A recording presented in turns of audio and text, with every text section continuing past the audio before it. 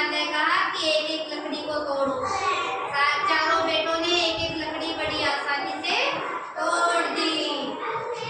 फिर लड़कों को समझ में आया।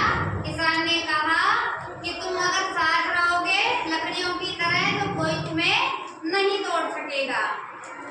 अगर लड़ाई झगड़ा करोगे और एक एक रहोगे तो कोई भी तुम्हें तोड़ सकता है। इसलिए तुम सबको मिलकर रहना चाहिए।